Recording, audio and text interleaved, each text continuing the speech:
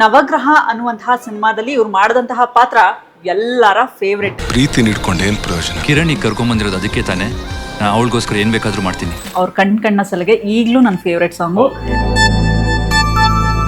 ಅಂದ್ರೆ ಅವ್ರು ಕೊಟ್ಟಿರುವಂತಹ ಎಕ್ಸ್ಪ್ರೆಷನ್ಸ್ ಆಗಿರ್ಬೋದು, ಒಂದು ಆಕ್ಟಿಂಗ್ ಆಗಿರ್ಬೋದು.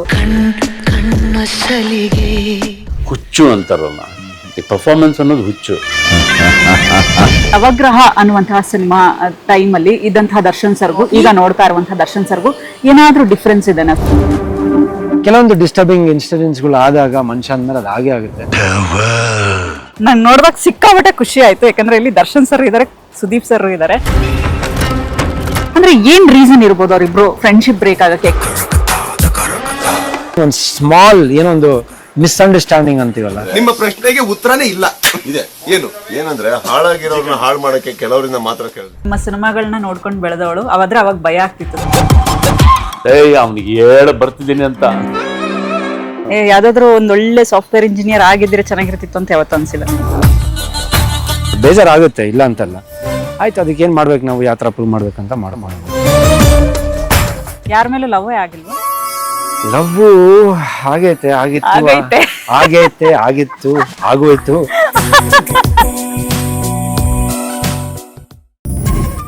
For business and personal promotions, please contact 9686376663.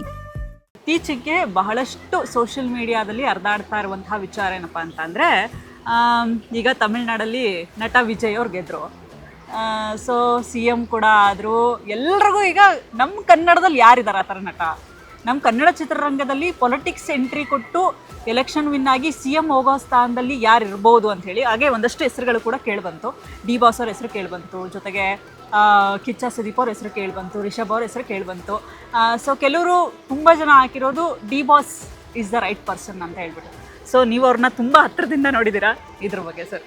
Actually Darshan ಸರ್ಗೆ ಫಸ್ಟಿಂದನೂ ಅವ್ರಿಗೆ ಪೊಲಿಟಿಕ್ಸು ನಾನು ನೋಡ್ದಂಗೆ ಅಂಬರೀಷ್ ಅಂಕಲ್ ಜೊತೆ ಕ್ಯಾಂಪೇನಿಂಗ್ ಹೋಗ್ತಿದ್ರು, ಅಲ್ಲಿಂದ ಶುರು ಆಗಿದ್ದವ್ರು. ಯಾವ ಇಯರ್ ಸರ್ ನೆನಪಿದೆ? ಗೊತ್ತಿಲ್ಲ, ಅವಾಗ ನಾನು ನವಗ್ರಹ ಇನ್ನೂ ಆಗಿರ್ಲಿಲ್ಲ. ಡ್ಯಾಡಿನ ಡ್ರಾಪ್ ಮಾಡಕ್ ಹೋಗಿದ್ದೆ ಅಂಬರೀಷ್ ಅಂಕಲ್ ಮನೆ ಹತ್ರ, ಅವಾಗ ಅವ್ರನ್ನ ನೋಡಿದ್ದೆ. ಇವಾಗಲೂ ಜ್ಞಾಪಕ ಇದೆ, ಒಂದು ವೈಟ್ ಶರ್ಟ್ ಹಾಕೊಂಡು ಆ ಹುಲಿದು ಒಂದು ಬರೀ ಒಂದು ಇದು ಸಾರಿ ಒಂದು ಚೇನ್ ತರ ಚಿಕ್ಕದೇನು ಇದು ಹಾಕಿದ್ರು. ಅವ್ರು ಅವಾಗ ನೋಡಿದ್ದು ಫಸ್ಟ್ ಇದರಲ್ಲಿ ಕ್ಯಾಂಪೇನಿಂಗ್ ಇದರಲ್ಲಿ.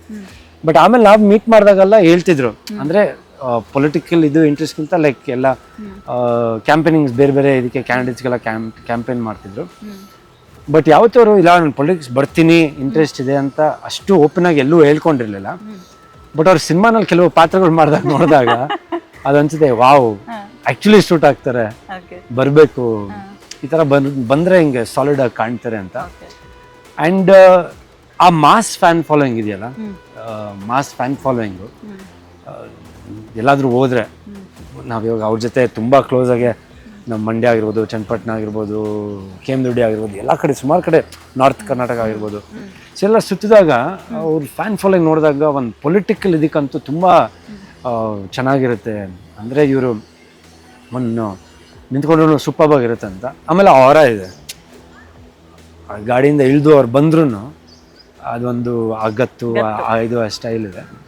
ಬಟ್ ಹೋಪ್ಫುಲಿ ನೋಡೋಣ ಇನ್ ಫ್ಯೂಚರ್ ಅವ್ರಿಗೇನಾದರೂ ಅದೊಂದು ಪ್ಲ್ಯಾನ್ ಬಂದರೆ ಖಂಡಿತ ಅವಳು 100% ಜನ ಕೈ ಹಿಡಿತಾರಂತ ನಂಗೆ ಶಾರ್ಟ್ ನಂಬಿಕೆ ಇದೆ. ಸ್ಪೆಷಲಿ ಅವರು ಸ್ಟ್ರೆಂತ್ ಇರೋಂಥ ಒಂದು ಕ್ಷೇತ್ರದಲ್ಲಿ ಎಲ್ಲಾದರೂ ನಿಂತ್ಕೊಂಡ್ರೆ 100% ಜನ ಕೈ ಹಿಡಿತಾರೆ. ಅದೇ ನಾನು ನಿಮಗೆ ಹೇಳಿಲ್ಲ, ಇವಾಗ ಈ ಕಡೆ ಅವ್ರದ್ದು ಅವ್ರ ಬೆಲ್ಟು ಲೈಕ್ ಇವಾಗ ಮೈಸೂರು, ಮಂಡ್ಯ, ನರಸೀಪುರ, ಸೊ ಈ ಕಡೆ ಎಲ್ಲ ತುಂಬ ಅವರು ತೋಟ ಆಗಿರ್ಬೋದು, ಅವರು ಇದು ನೋಡಿದಾಗ ಖುಷಿ ಆಗುತ್ತೆ. ಆಮೇಲೆ ಆಲ್ ಓವರ್ ಅವ್ರಿಗೆ ಫ್ಯಾನ್ ಫಾಲೋಯಿಂಗ್ ಇದಿದೆ. ಸೊ ಡಿಪೆಂಡ್ಸ್ ಮತ್ತೆ ಅವರು ಯಾವ ಥರ ಇದು ಮಾಡ್ತಾರಂತ. ಹೋಪ್ಫುಲಿ ಬೇಗ ಎಲ್ಲ ಸರಿ ಹೋಗಿ ಬೇಗ ಅವರು ಪಾಲಿಟಿಕ್ಸ್ಗೂ ಎಂಟರ್ ಆಗಲಿ ಅಂತ ನಮಗೊಂದು ಆಸೆ. ಓಕೆ, ಆ CM ಆಗಿ ಆ ಒಂದು ಹ್ಯಾಂಡಲಿಂಗ್ ಕೆಪಾಸಿಟಿ, ಯಾಕಂದ್ರೆ ತುಂಬ ಹತ್ರದಿಂದ ನೋಡಿದ್ದೀರಾ ನೀವು, ಆ ಹ್ಯಾಂಡ್ಲಿಂಗ್ ಕೆಪಾಸಿಟಿ ದರ್ಶನ್ ಸರ್ಗೆ ಇದೆ ಅನ್ಸುತ್ತಾ? See that we are talking way too far, ಯಾಕಂದರೆ 100% ಅವ್ರಿಗೆ ಇರುತ್ತದು. ಅದೇ ಹೇಳಿದ್ನಲ್ಲ, see it all comes with with success. Cinema ಇಂಡಸ್ಟ್ರಿಯಲ್ಲಿ ಸಕ್ಸಸ್ ಕಂಡಿದೆ, ಪೀಕಿಗೆ ಹೋಗುತ್ತೆ ಸಕ್ಸಸ್ಸು. ಫ್ಯಾನ್ ಫಾಲೋಯಿಂಗ್ ಹಂಗೆ ಇದೆ. ಸೊ ರಾಜಕೀಯಕ್ಕೆ ಒಂದು ಹೆಜ್ಜೆ ಇಟ್ಟಾಗ ಅದು ಮುಂದಕ್ಕೆ ಹೋಗ್ತಾ ಇರುತ್ತೆ. ಇವಾಗ ಬಂದಿದ ತಕ್ಷಣ ಗೆದ್ದ ತಕ್ಷಣ ಇದಾಗ್ಬಿಡ್ತೀವಿ ಅಂತ ಹಿಂಗೆ ಹೇಳೋಕ್ಕಲ್ಲ. ಅದಕ್ಕೊಂದು ಗ್ರೌಂಡ್ ವರ್ಕ್ ಅಂತ ಒಂದಿದೆ. ಹೌದು ಎಕ್ಸಾಕ್ಟ್. ಪಾಲಿಟಿಕ್ಸ್ ಅನ್ನೋದು ಅಷ್ಟು ಈಸಿ ಅಲ್ಲ. ಸಿನಿಮಾನಲ್ಲೂ ಇಷ್ಟಪಡ್ತಾರೆ, ಬಟ್ ಪಾಲಿಟಿಕ್ಸಲ್ಲೇ ಇಮಿಡಿಯೇಟಾಗಿ ಇಷ್ಟಪಡ್ಬಿಡ್ತಾರೆ ಅಂತ ನಾಟ್ ಗ್ಯಾರಂಟಿಡ್. ಬಟ್ ಇವ್ರಿಗೆ ಆ ಚಾಮ್ ಇರೋದ್ರಿಂದ ಅದು ಕಂಪ್ಲೀಟ್ ಒಂದು ಗ್ರೌಂಡ್ ವರ್ಕ್ ಮಾಡಿಕೊಂಡು ಬಂದು ಆಮೇಲೆ ಅಲ್ಲಿಗೆ ಬಂದಾಗ anything can happen, miracles can happen. ಯಾವಾಗಲಾದ್ರೂ ನವಗ್ರಹ ಶೂಟಿಂಗ್ ಟೈಮಲ್ಲಿ ಈ ಥರದ್ದು ಏನಾದರೂ ಪಾಲಿಟಿಕ್ಸ್ ವಿಚಾರ ಅಂತ ಬಂದಾಗ ಮಾತಾಡಿದ್ದೇನಾದರೂ ಇದನ್ನ ಸರ್? ಅದ್ರಲ್ಲಿ ಕೆಲವೊಂದು ಕ್ರೈಮ್ಸ್ ಎಲ್ಲ ನಡೆಯುತ್ತೆ. ಬಂದಾಗ ಏನಾದರೂ ಮಾತಾಡಿದ್ದಿದೆ ಪಾಲಿಟಿಕ್ಸ್ ಬಗ್ಗೆ? ಪಾಲಿಟಿಕ್ಸ್ ಬಗ್ಗೆ ಆ ಥರದ್ದೇನೋ? ಪಾಲಿಟಿಕ್ಸ್ ಬಗ್ಗೆ ಜಾಸ್ತಿ ಏನಿಲ್ಲ. ನಾವು ಆ್ಯಕ್ಚುಲಿ ಸಿಕ್ಕಾಪಡೆ ಮಾತಾಡೋದು ಬರೀ ತೋಟ, ಕುದುರೆ, ತೋಟ ಹಾಕಿದ್ರೆ. ಆಮೇಲೆ ಇದು ಕಾರು, ಬೈಕು, ಓಕೆ. ಆಮೇಲೆ ನಾವು ಬೈಕ್ ಟ್ರಿಪ್ಸ್ ಎಲ್ಲ ಹೋಗ್ಬೋದು, ಯಾವ ಥರ ಹೋಗ್ಬೋದು, of roading, car of roading. Actually ಅವ್ರು ಜಾಸ್ತಿ ಸಿನಿಮಾನು ಮಾತಾಡ್ತಿರಲಿಲ್ಲ. ಒಂದು 6 ಗಂಟೆ ಐ ಮೀನ್ ಶೂಟಿಂದ ಬಂದಮೇಲೆ ಇಲ್ಲ ನಾವು ಟ್ರಿಪ್ಪಲ್ಲಿ ಹೋದಾಗ ಆಮೇಲೆ ಜಾಸ್ತಿ ಪಾಲಿಟಿಕ್ಸು ಇಲ್ಲ ಬೇರೆಯವ್ರ ಬಗ್ಗೆ ಈ ಥರದ್ದೆಲ್ಲ ಯಾವತ್ತೂ ಇಲ್ಲ. ಆಲ್ವೇಸ್ ಆ ಪ್ಯಾಷನ್ ಬಗ್ಗೆ ಜಾಸ್ತಿ ಮಾತಾಡ್ತಿದ್ವಿ. Okay, super sir. ಇನ್ನು ಅದೇ ರೀತಿಯಾಗಿ ಉಪೇಂದ್ರ ಅವರು ಪ್ರಜಾಕೀಯ ಅನ್ನುವಂತಹ ಕಾನ್ಸೆಪ್ಟ್ನ ತಂದಿದ್ದಾರೆ. ಸೊ ಈಗ ಸದ್ಯಕ್ಕೆ ಅವ್ರ ಹೆಸರು ತುಂಬ ಚಾಲ್ತಿಯಲ್ಲಿದೆ. ನೀವು ಮುಂದೆ ಬನ್ನಿ, ಪ್ರಜಾಕೀಯ ಕಟ್ಟಿದ್ದೀರಾ, ಅದನ್ನು ಬೆಳವಣಿಗೆ ಮಾಡಿ ಹಾಗೆ ಹೀಗೆ ಅಂತ ಕೆಲವೊಂದಷ್ಟು ಜನ ಅದೇ ಚರ್ಚೆ ಆಗ್ತಾ ಇದೆ. ಸೊ ಏನು ಹೇಳ್ತೀರಾ ಸರ್ ಈಗ ಉಪ್ಪಿ ಸರ್ದು? Uppi sir I mean obviously ಅವ್ರ ಥಿಂಕಿಂಗ್ ಲೆವೆಲು ಸೂಪರ್. ಅವ್ರನ್ನ ಕ್ಲೋಸಾಗಿ ಮೀಟು ಮಾಡಿದಾಗ ಅವ್ರು ಮಾತಾಡೋದು ಇದೆಯಲ್ಲ, ತುಂಬ ನಾಲೆಜ್ ಇರೋಂಥ ಒಂದು ಪರ್ಸನ್. ಆಮೇಲೆ ಒಂದು ವಿಷನ್ ಅಂತ ಇದೆಯಲ್ಲ, ಅದು ಬರೀ ಬುಕ್ಕಿಂದ ಬರೋದಲ್ಲ, ಅದು ಥಾಟ್ ಪ್ರೊಸೆಸ್ ಇರಬೇಕು. ಬರೀ ಓದೋದ್ರಲ್ಲಿ ಬರಲ್ಲ, ಅದು ಒಂದು ಕೆಲವೊಂದೂ ಒಂದು ವಿಷನ್ ಅಂತ ಇರುತ್ತೆ. ಅದು ಅವ್ರಿಗೆ ಅದೊಂದು ಸೆನ್ಸ್ ಇದೆ, ಹಿಂಗಿದ್ರೆ ಚೆನ್ನಾಗಿರುತ್ತೆ. So I think Prajaakeeya I think ಹೇಳೋಕ್ಕಲ್ಲ, ಎನಿ ಟೈಮ್ ಅವರು ವಾಪಸ್ ಒಂದು ಇನ್ಸ್ಪಿರೇಷನ್ ಆಗ್ಬೋದು. ವಿಜಯ್ ಸರ್ ಗೆದ್ದಿದ್ದು ಅದೊಂದು ಇನ್ಸ್ಪೈರ್ ಆಗಿ ಮತ್ತೆ ಇಲ್ಲ ಮಾಡ್ಬೋದು, ನಾನು ಇನ್ನೊಂದು ಖಂಡಿತವಾಗ್ಲೂ ಒಂದು ಇದು ಮಾಡ್ಬೋದು. ಅವ್ರು ಬಿಟ್ಟಿಲ್ಲ, ಒಬ್ವಿಯಸ್ಲಿ ಮಾಡ್ಕೊಂಬಂದಿದ್ದಾರೆ. ಬಟ್ ಅದಕ್ಕೆ ಸ್ವಲ್ಪ ಬೇರೆ ಒಂಚೂರು ಒಂದಷ್ಟು ಗ್ರೌಂಡ್ ವರ್ಕ್ ಮಾಡಿ ಐ ಥಿಂಕ್ ಇಫ್ ಒಂದು ಅವ್ರದ್ದೇ ಆದಂಥ ಪಾರ್ಟಿ ಇಲ್ಲ, ಅವ್ರಿಗೆ ಮರ್ಜರ್ ಆಗಿ ಇನ್ನೊಂದು ಪಾರ್ಟಿ ಜೊತೆ ಮಾಡಿದ್ರೆ ಐ ಥಿಂಕ್ ಅವ್ರಿಗೂ ಆ ಇದಿದೆ, ಆ ವಿಷನ್ ಇದೆ, ಫ್ಯಾನ್ಸ್ ಇದ್ದಾರೆ, ಆಮೇಲೆ ಅವ್ರ ಮಾತಿದೆ, ವೊಕ್ಯಾಬ್ಯುಲರಿ ಇದೆ. ಆಮೇಲೆ ಒಂದು ಟಾಪಿಕ್, ಒಂದು ಸಬ್ಜೆಕ್ಟ್ ಬಗ್ಗೆ ಮಾತಾಡಬೇಕಂದ್ರೆ ಅದೊಂದು ಇದಿರಬೇಕು, ಒಂದು ಹಿಡಿತಾ ಇರಬೇಕು. ಅದೆಲ್ಲ ಉಪಿ ಸರ್ ಹತ್ರ ಇದೆ ಡೆಫಿನೆಟ್ಲಿ. Okay sir. ಇನ್ನು ನವಗ್ರಹ ಅನ್ನುವಂತಹ ಸಿನಿಮಾ ಟೈಮಲ್ಲಿ ಇದ್ದಂತಹ ದರ್ಶನ್ ಸರ್ಗೂ ಈಗ ನೋಡ್ತಾ ಇರುವಂತಹ ದರ್ಶನ್ ಸರ್ಗೂ ಏನಾದರೂ ಡಿಫ್ರೆನ್ಸ್ ಇದೆನಾ ಸರ್? ಇಲ್ಲ, ನಾವು ಯಾವತ್ತೂ ನಾನು ಅವ್ರನ್ನ ನೋಡಿದ್ದು ಹಲವಾರು ಸಲ ಹೇಳಿದ್ದೀನಿ. ದರ್ಶನ್ ಸರ್ನ ಐ ಥಿಂಕ್ ನಾನು ಒಬ್ಬ ಫ್ಯಾನ್ ಆಗಿದ್ದು ನೋಡಿದ್ದು ಫಸ್ಟ್. ನಾನು ಚಿತ್ರರಂಗ ಬರೋಕ್ಕಿಂತ ಮುಂಚೆ ಅವ್ರ ಮನೆ ಬಿ ಟಿ ಎಮ್ ಲೀಡರ್, ನಾನು ಅಲ್ಲೇ ಇದ್ದೆ. So I was more like is fan. Like ಎಲ್ಲಾದರೂ ಅವ್ರು ಹೋಗ್ತಾರೆ ನೋಡೋದು, ಅವ್ರ ಕಾರ್ಗಳು ನೋಡೋದು, ಈ ಥರ. ಆಮೇಲೆ ನವಗ್ರಹಲ್ಲಿ ಶೂಟ್ ಮಾಡಿದಾಗ ಅವ್ರ ಜೊತೆ ಕಳೆದಿದ್ದ ಆ ಟೈಮಲ್ಲಿ ದಿಸ್ ಫ್ಯಾಂಟಾಸ್ಟಿಕ್. ಒಬ್ಬ ದೊಡ್ಡ ಆಲ್ರೆಡಿ ಒಂದು ಆ ಟೈಮಲ್ಲಿ ಗಜ ರಿಲೀಸ್ ಆಗ್ತಿತ್ತು. ನಾವು ನವಗ್ರಹ ಶೂಟ್ ಮಾಡಿ ಗಜ ಸಕ್ಸಸ್ ಆಗಿತ್ತು.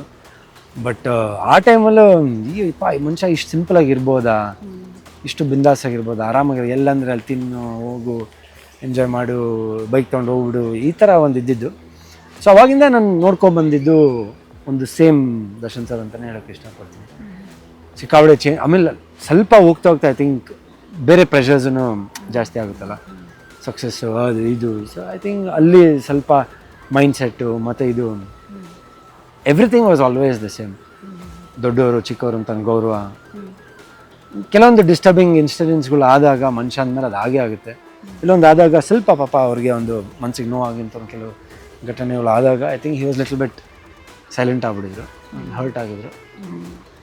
ಬಟ್ ಎಲ್ಲೂ ಅವ್ರ ವ್ಯಕ್ತಿತ್ವದಲ್ಲಿ ನನ್ನ ಜೊತೆ ಅಂತೂ ಪ್ಲಸ್ ಅವ್ರು ಕ್ಲೋಸ್ ಆಗಿರೋ ಸರ್ಕಲ್ ಅಂತೂ ಅವ್ರು ಅವಾಗ ಹೆಂಗಿದ್ರು ಇವಾಗಲೂ ಹಂಗೆ ಇದ್ದಾರೆ. ಬಟ್ ಏನೋ ಸಮಯ ಸಂದರ್ಭ ಏನು ಮಾಡೋಕ್ಕಲ್ಲ, ಒಂದು ಮನುಷ್ಯನಿಗೆ ಒಂದು ಬ್ಯಾಡ್ ಟೈಮ್ ಅಂತ ಅದು ಇದಾದಾಗ ಹೋಪ್ಫುಲಿ ಎವ್ರಿಥಿಂಗ್ ಗೋ ವೆಲ್ ಸೂನ್.